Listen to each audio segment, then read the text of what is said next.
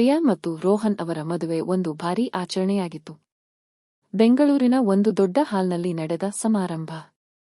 ಪ್ರಿಯಾ ಕೆಂಪು ಸೀರೆಯಲ್ಲಿ ಮಗಳಾಗಿ ಕಾಣುತ್ತಿದ್ದಳು. ರೋಹನ್ ಶೆರ್ವಾನಿಯಲ್ಲಿ ರಾಜ್ಕುಮಾರನಂತೆ.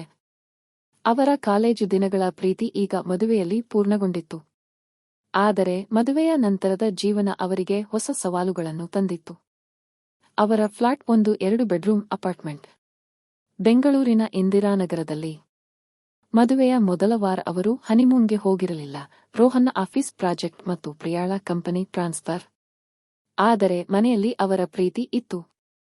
ಮೊದಲ ದಿನಗಳಲ್ಲಿ ಅವರು ಒಬ್ಬರನ್ನೊಬ್ಬರು ತಬ್ಬಿಕೊಂಡು ಮಲಗುತ್ತಿದ್ದರು. ಆದರೆ ನಿಧಾನವಾಗಿ ಮನೆಯ ಕೆಲಸಗಳು ಗೊಂದಲ ತಂದವು. ಪ್ರಿಯಾ ಬೆಳಗ್ಗೆ ಎದ್ದು ಕಾಫಿ ಮಾಡಲು ಯತ್ನಿಸಿದಳು. ಆದರೆ ಕಾಫಿ ಪೌಡರ್ ಎಲ್ಲಿ ಇದೆ ಎಂಬುದು ಗೊತ್ತಿಲ್ಲ. ಆಕೆ ರೋಹನ್ನನ್ನು ಎಬ್ಬಿಸಿದಳು. ರೋಹನ್ ಕಾಫಿ ಎಲ್ಲಿ? ರೋಹನ್ ನಿದ್ರೆಯಿಂದ ಆ ಕಿಚನ್ ಕ್ಯಾಬಿನೆಟ್ನಲ್ಲಿಯೇ ಅಂತ ಹೇಳಿದ. ಪ್ರಿಯಾ ಹುಡುಕಿದಳು, ಆದರೆ ಸಿಗಲಿಲ್ಲ.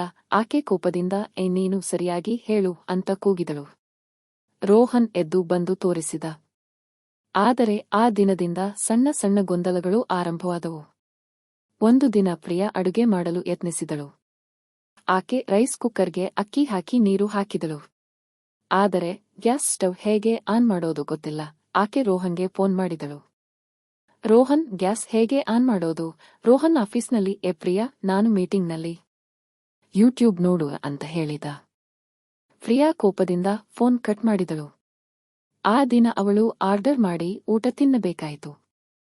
ರೋಹನ್ ಸಂಜೆ ಬಂದಾಗ ಪ್ರಿಯಾ ಮುಖ ತಿರುಗಿಸಿಕೊಂಡಿದ್ದಳು. ನೀನು ಸಹಾಯ ಮಾಡುವುದಿಲ್ಲ, ನಾನು ಏನು ಮಾಡಲಿ? ರೋಹನ್ ಸಮಾಧಾನ ಮಾಡಲು ಯತ್ನಿಸಿದ. ಪ್ರಿಯಾ, ನಾನು ಕಲಿಸುತ್ತೇನೆ ನಾಳೆಯಿಂದ. ಆದರೆ ನಾಳೆಯೂ ಅವನು ತಡವಾಗಿ ಬಂದ. ಪ್ರಿಯಾ ಒಬ್ಬಳೇ ಟಿವಿ ನೋಡುತ್ತಾ ಕುಂತಿದ್ದಳು. ಗೊಂದಲಗಳು ಹೆಚ್ಚಾದವು. ಒಂದು ದಿನ ಬಟ್ಟೆ ಒಗೆಯಲು ಪ್ರಿಯಾ ಮಷೀನ್ ಆನ್ ಮಾಡಿದಳು. ಆದರೆ ಬಟ್ಟೆಗಳು ಬಣ್ಣ ಬಿಟ್ಟವು. ರೋಹನ್ನ ಬಿಳಿ ಶರ್ಟ್ ಪಿಂಕ್ ಆಯಿತು. ರೋಹನ್ ನೋಡಿ, ಪ್ರಿಯಾ, ಇದು ಏನು ಅಂತ ಕೇಳಿದ. ಪ್ರಿಯಾ ಕಣ್ಣೀರು ಹಾಕಿದಳು. ನನಗೆ ಗೊತ್ತಿಲ್ಲ, ನೀನು ಕಲಿಸಿಲ್ಲ. ರೋಹನ್ ಕೋಪದಿಂದ ನಾನು ಆಫೀಸ್ನಲ್ಲಿ ಇರುವಾಗ ನೀನು ಏನು ಮಾಡುತ್ತೀಯಾ ಅಂತ ಹೇಳಿದ. ಆ ಮಾತು ಪ್ರಿಯಾಳ ಹೃದಯಕ್ಕೆ ತಗುಲಿತು. ಆಕೆ ತನ್ನ ರೂಂಗೆ ಹೋಗಿ ಬಾಗಿಲು ಲಾಕ್ ಮಾಡಿದಳು. ರೋಹನ್ ಬಾಗಿಲು ಬಡಿದ.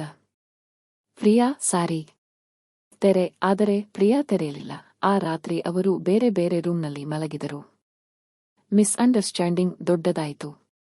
ಪ್ರಿಯಾ ತನ್ನ ತಾಯಿಗೆ ಫೋನ್ ಮಾಡಿ ಎಲ್ಲ ಹೇಳಿದಳು. ತಾಯಿ, ನೀನು ಬಾ ಮಗಳೇ, ನಾನು ಬಂದು ಸಹಾಯ ಮಾಡುತ್ತೇನೆ ಅಂತ ಹೇಳಿದಳು. ರೋಹನ್ಗೆ ಗೊತ್ತಾದಾಗ ಅವನಿಗೆ ನೋವಾಯಿತು. ಪ್ರಿಯಾ, ನಮ್ಮ ನಡುವೆ ಪ್ರಾಬ್ಲಮ್ ಇದ್ರೆ ನಾವೇ ಸಾಲ್ವ್ ಮಾಡೋಣ. ಇತರರನ್ನು ಒಳಗೆ ತರಬೇಡ. ಆದರೆ ಪ್ರಿಯಾ ಕೇಳಲಿಲ್ಲ. ಪ್ರಿಯಾ ತಾಯಿ ಬಂದಳು. ಮನೆಯನ್ನು ಸ್ವಚ್ಛಗೊಳಿಸಿದಳು. ಅಡುಗೆ ಮಾಡಿದಳು. ರೋಹನ್ ಆಫೀಸ್ನಿಂದ ಬಂದಾಗ ಎಲ್ಲ ಸಿದ್ಧವಾಗಿತ್ತು. ಆದರೆ ಅವನಿಗೆ ಸಂತೋಷವಿಲ್ಲ. Aunty, thanks. ಆದರೆ ಇದು ನಮ್ಮ ಮನೆ. ಪ್ರಿಯಾ ತಾಯಿ, ನೀನು ನನ್ನ ಮಗಳನ್ನು ನೋಡಿಕೊಳ್ಳುತ್ತಿಲ್ಲ ಅಂತ ಹೇಳಿದಳು. ರೋಹನ್ ಮೌನವಾದ. ಆ ದಿನಗಳಲ್ಲಿ ಅವರ ಪ್ರೀತಿ ದೂರವಾಯಿತು. ಅವರು ಮಾತಾಡದೇ ಇದ್ದರು. ಪ್ರಿಯಾ ತಾಯಿ ಹೋದ ನಂತರ ಮನೆ ಶಾಂತವಾಯಿತು. ಆದರೆ ಗೊಂದಲ ಉಳಿದಿತ್ತು. ಒಂದು ದಿನ ರೋಹನ್ ಆಫೀಸ್ನಿಂದ ಬೇಗ ಬಂದ. ಅವನು ಮಾರ್ಕೆಟ್ಗೆ ಹೋಗಿ ಎಲ್ಲಾ ತಂದ. ಕಿಚನ್ನಲ್ಲಿ ಅಡುಗೆ ಮಾಡಲು ಯತ್ನಿಸಿದ. ಪ್ರಿಯಾ ಮನೆಗೆ ಬಂದಾಗ ವಾಸನೆ ಬಂತು. ಆಕೆ ಆಶ್ಚರ್ಯಪಟ್ಟಳು. ರೋಹನ್ ಪಾಸ್ತಾ ಮಾಡಿದ್ದ. ಪ್ರಿಯಾ, ಬಾ ಊಟ ಮಾಡೋಣ. ಪ್ರಿಯಾ ಕುಂತಳು. ಅವರು ಊಟ ಮಾಡುತ್ತಾ ಮಾತಾಡಿದರು. ರೋಹನ್, ನನಗೆ ಭಯವಾಗುತ್ತದೆ. ನಾನು ಒಳ್ಳೆಯ ಹೆಂಡತಿಯಾಗಬೇಕು. ರೋಹನ್ ಆಕೆಯ ಕೈ ಹಿಡಿದ. ನೀನು ಒಳ್ಳೆಯವಳೇ. ನಾವು ಕಲಿಯುತ್ತಿದ್ದೇವೆ. ಅಲ್ಲಿಂದ ಬದಲಾವಣೆ ಆರಂಭವಾಯಿತು. ಅವರು ಸೇರಿ ಮನೆ ಮ್ಯಾನೇಜ್ ಮಾಡಲು ಪ್ಲಾನ್ ಮಾಡಿದರು. ರೋಹನ್ ವೀಕೆಂಡ್ನಲ್ಲಿ ಕಿಚನ್ ಕ್ಲೀನ್ ಮಾಡುತ್ತಿದ್ದ. ಪ್ರಿಯಾ ವೀಕ್ಡೇಸ್ನಲ್ಲಿ ಅಡುಗೆ. ಅವರು ಯೂಟ್ಯೂಬ್ ನೋಡಿ ಕಲಿತರು.